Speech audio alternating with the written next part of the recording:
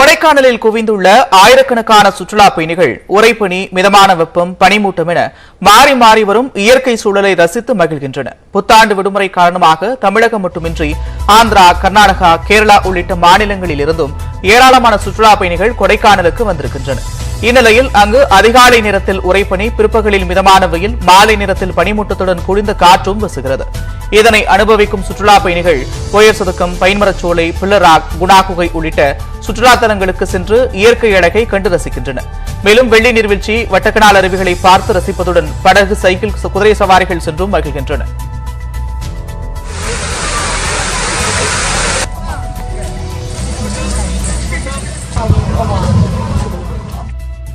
ஒரே நாள்ல நிறைய கிளைமேட் சேஞ்சிங் பார்க்க முடியுது.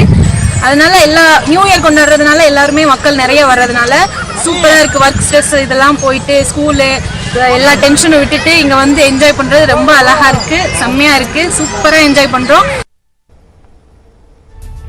புத்தாண்டு விடுமுறை ஒட்டி தருமபுரி மாவட்டம் ஒகேனக்கலில் குவிந்த சுற்றுலா பயணிகள் அருவியில் குளித்தும் பரிசலில் சென்றும் மகிழ்ந்தனர்.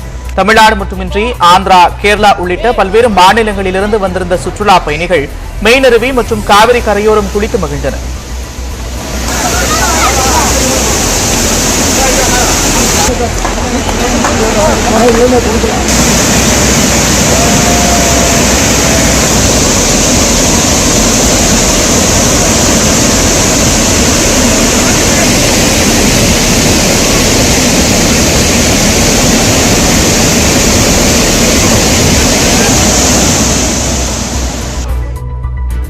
தொடர்ந்து அப்பகுதியில் தயாரிக்கப்பட்ட உணவையும் சுற்றுலா பயணிகள் ருசித்து மகிழ்ந்தனர்.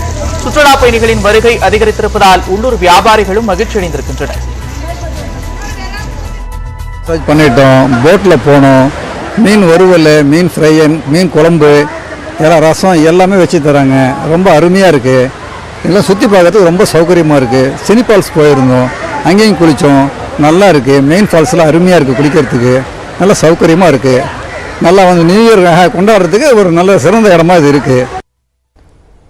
திருத்தணி முருகன் கோவிலில் சண்முக பெருமானுக்கு பச்சை நிறத்தில் பட்டாடை, தங்கத்தாலான 1008 வில்வ இலை மாலை அணிவிக்கப்பட்டுள்ளது. தொடர்ந்து சிறப்பு பூஜைகளும் அபிஷேக தீபாராதனைகளும் நடைபெற்றது. திருப்படி பூஜைக்காக நேற்று அதிகாலை 3:30 மணிக்கு திறக்கப்பட்ட கோவில் நடை இதுவரை அடைக்கப்படாததால் பக்தர்கள் நீண்ட வரிசையில் 5 மணி நேரத்திற்கும் மேலாக காத்திருந்து தரிசனம் செய்கின்றனர். கிருஷ்ணகிரியில் உள்ள காட்டு வீராஞ்சநேயர் ஆலயத்தில் சிறப்பு பூஜை செய்து தங்க கவசம் அணிவிக்கப்பட்டது. தொடர்ந்து ஆயிரக்கணக்கான பக்தர்கள் நீண்ட வரிசையில் நின்று சுவாமியை தரிசனம் செய்கின்றனர். அவர்களுக்கு அன்னதானமும் வழங்கப்பட்டது. அரசு ஊழியர்கள் மற்றும் ஆசிரியர்களுக்கு வழங்கப்படும் அகவிலைப்படி 4% உயர்த்தப்பட்டிருக்கிறது. அரசு ஊழியர்கள் மற்றும் ஆசிரியர்களுக்கு வழங்கப்படும் அகவிலைப்படி 4% உயர்த்தப்பட்டுள்ளது. தமிழக அரசு வெளியிட்டுள்ள செய்திக்குறிப்பில், முந்தைய அரசு விட்டுச் சென்ற கடும் நிதி நெருக்கடி மற்றும் கடன் சுமைக்கு இடையேயும் அரசு அலுவலர்கள் மற்றும் ஆசிரியர்களின் பல்வேறு கோரிக்கைகள் குறித்து வாக்குறுதிகளை படிப்படியாக நிறைவேற்ற முனைப்புடன் திமுக அரசு செயல்பட்டு வருவதாக தெரிவிக்கப்பட்டுள்ளது.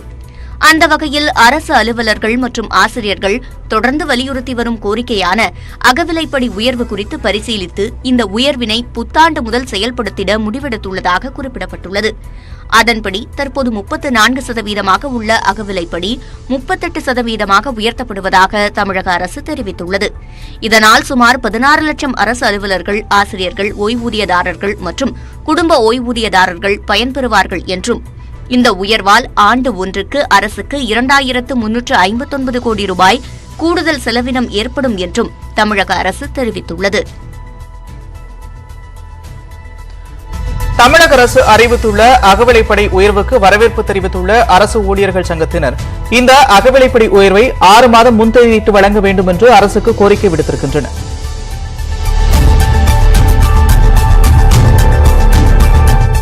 எங்களுடைய கோரிக்கையை ஏற்று இந்த புத்தாண்டு தினத்திலே முதல் நாளிலே இந்த அறிவிப்பை வெளியிட்டிருக்கிறார்.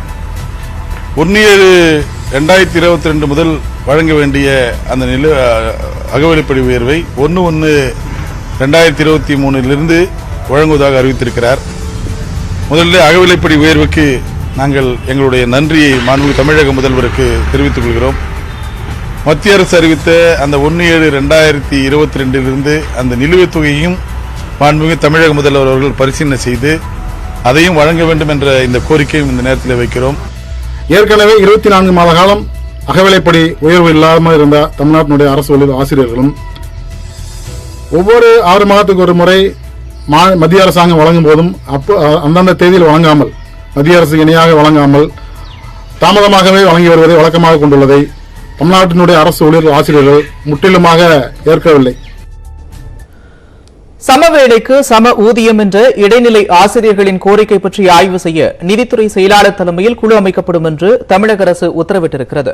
இடைநிலை ஆசிரியர் பதவிக்கு 2009ஆம் ஆண்டு மே 31ஆம் தேதிக்கு முன்பு பணியில் சேர்ந்தவர்களுக்கும் 2009ஆம் ஆண்டு ஜூன் மாதம் 1ஆம் தேதிக்கு பின்னர் பணியில் சேர்ந்தவர்களுக்கும் வழங்கப்படும் ஊதியத்தில் முரண்பாடு இருப்பதால் சுமார் 20,000க்கும் மேற்பட்ட ஆசிரியர்கள் பாதிக்கப்பட்டுள்ளனர். இந்த ஊதிய முரண்பாட்டை களைய வலியுறுத்தி சென்னை டிபிஐ வளாகத்தில் இடைநிலை ஆசிரியர்கள் 6வது நாளாக இன்று உண்ணாவிரத போராட்டத்தில் ஈடுபட்டுள்ளனர். இந்நிலையில் சமவேளைக்கு சம ஊதியம் என்ற கோரிக்கை தொடர்பாக வலியுறுத்தி போராடி வரும் ஆசிரியர்களின் கோரிக்கைகள் குறித்து ஆய்வு செய்ய நிதித்துறை செயலாளர் செலவினம் தலைமையில் பள்ளிக்கல்வித்துறை முதன்மை செயலாளர் மற்றும் தொடக்க கல்வி இயக்குநர் ஆகியோரை உறுப்பினர்களாக கொண்ட குழு ஒன்று அமைக்கப்படும் என்று தமிழக அரசு தெரிவித்துள்ளது. இந்த குழுவின் பரிந்துரைகளை பரிசீலித்து ஆசிரியர்களின் கோரிக்கை தொடர்பான நடவடிக்கைகள் மேற்கொள்ளப்படும் என்றும் தமிழக அரசு கூறியுள்ளது. அதே நேரம் தமிழக அரசு அமைத்திருக்கும் குழுவிற்கு கால நிர்ணயம் வழங்குவது குறித்து அறிவிக்காதது ஏமாற்றம் அளிப்பதாக இடைநிலை ஆசிரியர்கள் கவலை தெரிவித்துள்ளனர்.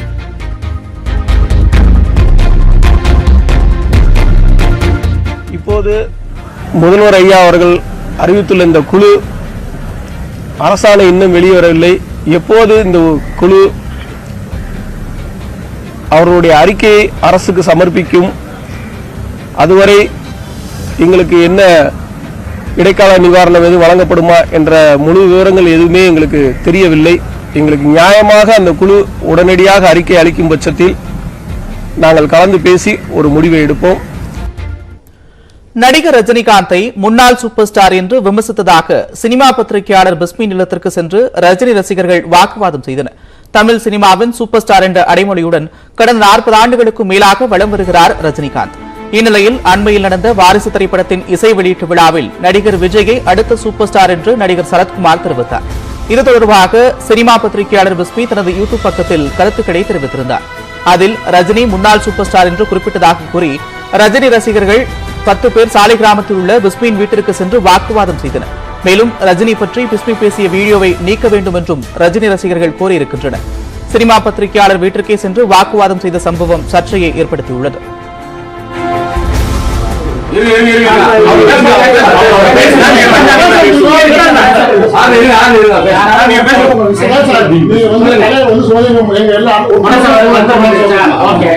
அந்த வார்த்தை நீங்க சரி பண்ணி சார் என்ன பண்ணணும்னு நினைக்கிறீங்க? அதே மீடியால வந்து வாபஸ் என்ன வாபஸ் ஆகணும்? முன்னாள் சூப்பர் ஸ்டார் சொல்றாங்க.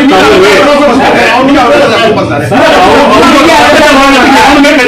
அதான் போறாங்க சூப்பர் ஸ்டார். விஜய் என்ன பண்ணா அவனை நீங்க பேசுறீங்க, தலைவரை தாழ்த்தி பேசுறீங்க. இல்ல நம்ம